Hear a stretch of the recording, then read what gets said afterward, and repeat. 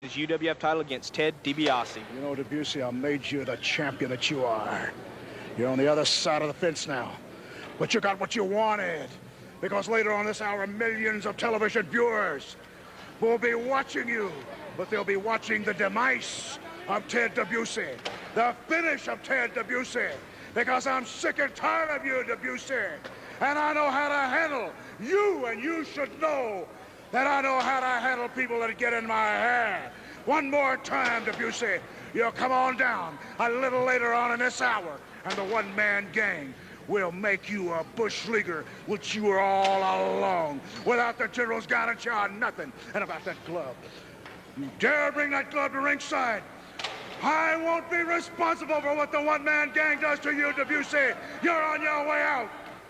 Coming up later on in the hour, ladies and gentlemen, for the Universal Wrestling Federation heavyweight title and belt, Ted, you got the one-man gang. Bruce, you know I've been in the wrestling business for quite some time. You know me pretty well, and the fans out there know me too. I wasn't born yesterday, and I've been around the block a few times.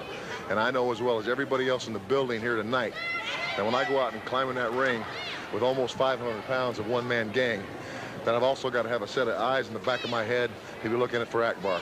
Akbar, I said it before, I'm going to say it again. Nobody knows me as well as you do. And nobody knows you as well as I do. And if you think my partner and my friends aren't going to be standing in the back watching you watch me, brother, you're sadly mistaken. So if you decide you want to come out climbing that ring tonight, feel free to jump, but you're going to be jumped upon. I said it before. If there's any triple teaming from now on, it's going to be coming on our side of the dressing room. One-man gang, I put your shoulders to the mat. We're 1, 2, 3 count. No title on the line. Tonight, the title's on the line, and I'm walking away a champion once again. The one-man gang wanting to soften Teddy up and get him right out of the blocks. But Ted DiBiase is a tough kid. I remember when he cut his teeth on the likes of Killer Carl Cox and Dick Murdoch. When you survive that, you can survive anything. DiBiase's firing back, Bill. Ted's a battler. I'll guarantee you he'll fight. I first met Ted DiBiase in Tampa, Florida when West Texas State played the University of Tampa. The last season that Tampa had football. Tully Blanchard was the quarterback on that team. Oh, the gang went for it. The gang, I think, is a little worried about DiBiase. He wants to put him out of commission fast. Of course, Ted DiBiase said that sooner or later, he's going to get his hands on Skandar Akbar in some kind of one-on-one situation. And he just wants a piece of Akbar. He doesn't care who wins or loses. He just like Akbar in there all by himself with him. But right now, he's got 500 pounds of the chief agent of Devastation Incorporated, and DiBiase is dishing it out. He certainly is. Ted DiBiase taking over the one-man gang. If you just joined us, this match is for the Universal Heavyweight Championship. General Skandar Akbar looking on at ringside. Along Steve Cox down there. He'll get a lesson on this. DiBiase's a master. You see, the gang has got so much mass, Jim. When a guy is that big, oftentimes a move that to you fans at home seems insignificant is just awesome due to the crushing power and the tremendous leverage. And there, of course, Akbar looks like he drove the heel of that whip just under the short ribs of DiBiase's back. Even Dr. Death Steve Williams has to have respect for that kind of mass. I remember he wrestled, the only time I ever saw Doc actually pinned in his entire collegiate career was against Mitch Shelton, the fine Oklahoma State heavyweight who weighed about in excess of 450 pounds. You just have to respect that weight and that mass. I don't care who you are. You can't shoot it under. Akbar has taken some liberties while the referee has been detained with the one-man gang. Ted DiBiase trying to shake loose here and get back in the ring and get back on the attack. Well, you also got to realize Ted DiBiase doesn't want Akbar disqualified because he wouldn't get the title. He wants to win that title. And I think that, one-man gang may have to hard time eating because they just took a bite out of that steel railing.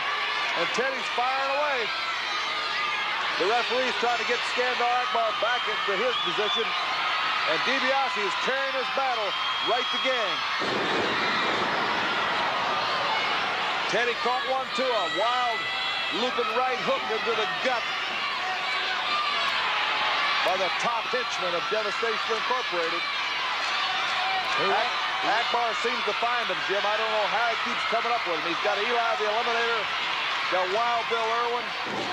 He's always on the lookout, and he's willing to spend the money. And he has a gang and an even 500 pounds for this contest.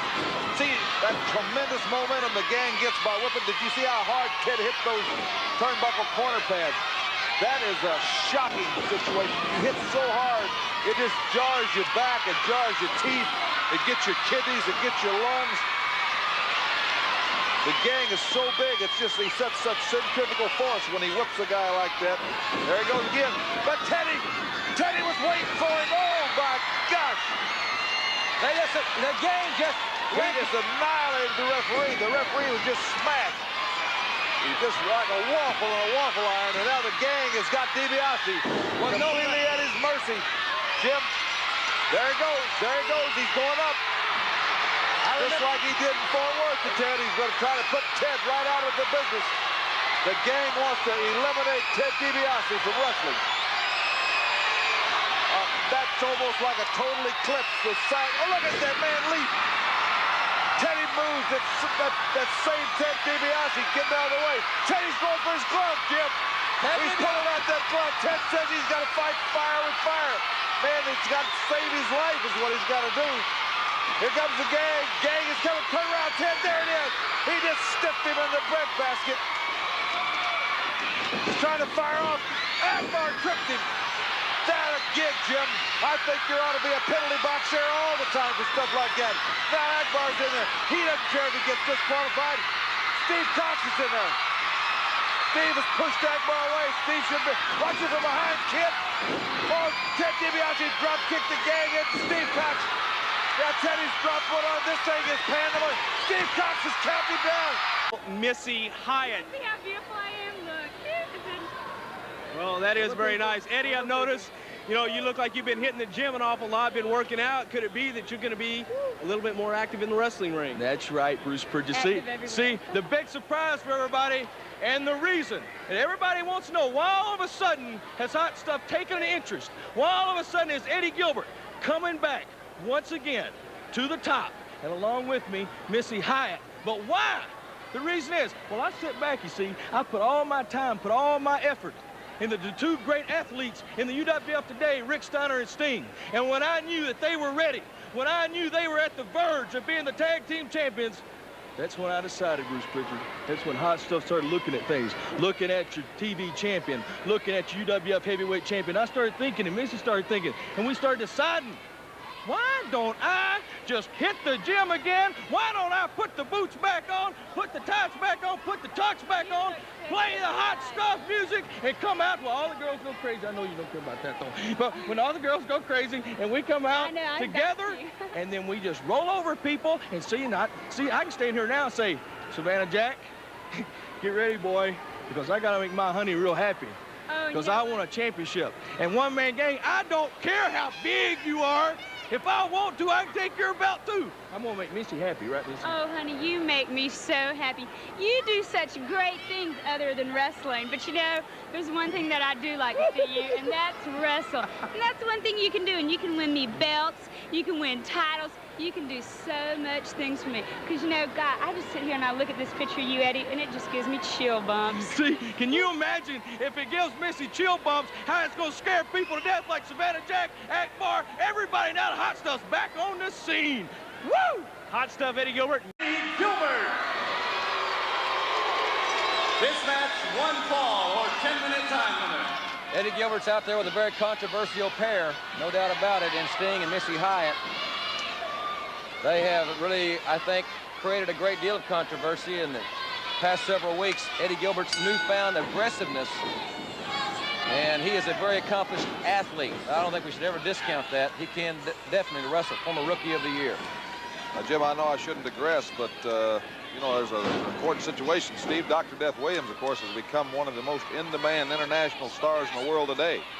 And Doc is on the way to a big tour in Japan as Mid-South and Universal Wrestling Federation has been recognized by the Japanese Wrestling Federation. And Steve Cox is not going to be on that tour. He's going to be right here in the Universal Wrestling Federation. And I certainly hope that Doc can give him some sage advice and get him geared up, because without Doc to be around to kind of guide him, it could be a rough time for the youngster. It certainly could. It's a rough time for Ken Massey right here, as this match has been all Eddie Gilbert on the offense.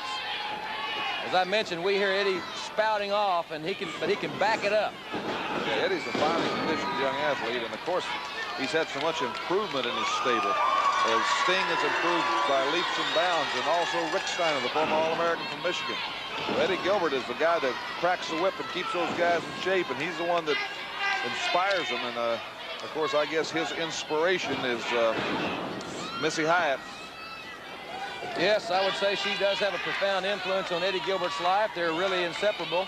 There's that little viciousness by Eddie Gilbert, that little something that just makes you want to bust him in the mouth. As you see that he outclasses Massey anyway. He's got the arm barred, but he took the other elbow and rubbed Massey's face right in that canvas, and that's painful. That canvas will peel your skin.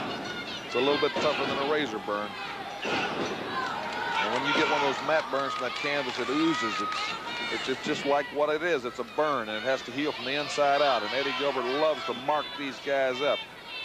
He and Buddy Jack, I think in a lot of ways, they have the same nature, the sadistic type nature. Of course, Eddie Gilbert, a master at manipulation as he takes the hair and brings Ken Massey to his back. You know, the thing about it in this situation, Bill, he didn't need to pull the hair to take the man off his feet. He's got Massey weakened anyway, and as you said, he has outclassed him thus far quite easily in this contest. Missy Hyatt's very happy. She has a smile that's been on her face since she got out here, so she's happy with her main man. And of course, Eddie is really playing cat and mouse, too. He's got the flanker stuck in there, and he's got the arm barred. Moves out the flanker. He really feels in control right now. I'd certainly like to see Ken Massey upset him. I'd like to see that Steve Cox against him. I'll tell you, that kid, you get a premonition sometimes about youngsters. Massey firing back on hot stuff Eddie Gilbert, as Gilbert had a slight miscalculation in that corner. High elevation. Great. Ken Massey is saying, hey, if you're going to beat me, bud, you better bring it all, but just don't sit out here and show off and try to make me look like a fool. And he's giving Eddie Gilbert a little dental work here. Into the ropes goes Gilbert, and Gilbert with a knee lift. Massey was apparently going to set Gilbert to elevate him again, but Gilbert outthinking Massey on that occasion. Ooh, that's his hot shot. Eddie Gilbert's hot shot, and that is a devastating maneuver. I guarantee you, my old chiropractor buddy, Dr. Anderson, will have to take on Ken Massey there and straighten him out after that whiplash. There's a win for newcomer to the Universal Wrestling Federation, but not a newcomer to wrestling, Sam Houston. Let me tell you something. I've traveled all over the world. And I'm telling you right now, I'm really happy because I'm back home. I'm back in the UWF. This is my home. These states that the UWF goes to, I've been there, I've lived here, I've traveled these highways and byways, and I'm going to stay here. I want to be #1 in the UWF. I have never, in my career as a professional wrestler, backed down from anybody, and I don't intend to start now. I intend to go full force and give everybody everything I've got because, ladies and gentlemen, I'm going to tell you something. I may not be the biggest and I may not be the baddest, but I want to be the best. And to be the best, you've got to have that UWF Heavyweight Championship. And I'm going to tell you what, Terry Gordy, you're a big guy, Bam Bam, one-man gang, you're all big. But I'm going to tell you something, I've beat big men before, and I can do it again. All you need to just know is I've got a really good bulldog. Sam, it's great to have you here. Now, ladies and gentlemen, we'll go to some pre-recorded